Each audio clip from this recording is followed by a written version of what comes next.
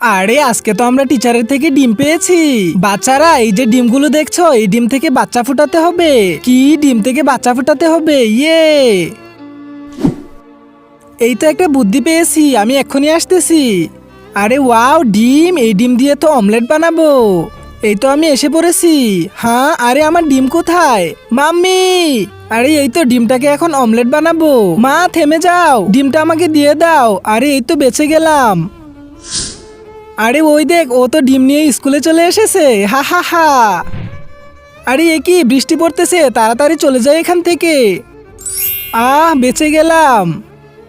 শুভা, এই দেখ আমার ডিম থেকে একটা বাচ্চা বের হয়েছে, কিন্তু ওর ডিম থেকে তো এখনো কিছুই বের হয়নি। হা হা হা। আরে বিপাশা, আমার ডিম থেকে তো বাচ্চা বের হয়ে গিয়েছে, কিন্তু তোরটার থেকে তো এখনো কিছুই বের হয়নি। হা হা হা। বাচ্চারা, স্যার এই দেখুন, আমাদের ডিম থেকে বাচ্চা বের হয়েছে।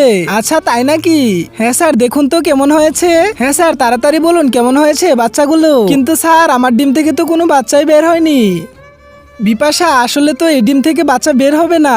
আসলে এই ডিম থেকে কখনোই বাচ্চা বের হবে না, কারণ আমি তোমাদের একটা পরীক্ষা করছিলাম।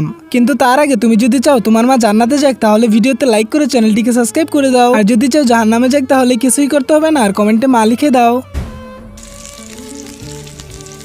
আসলে বাচ্চারা, আমি তো এই ডিমগুলোকে সিদ্ধ করে রেখেছিলাম। সরি স্যার, আমাদেরকে মাফ করে দিন। তোমরা কখনোই ভালো হবে না, চলে যাও এখান থেকে।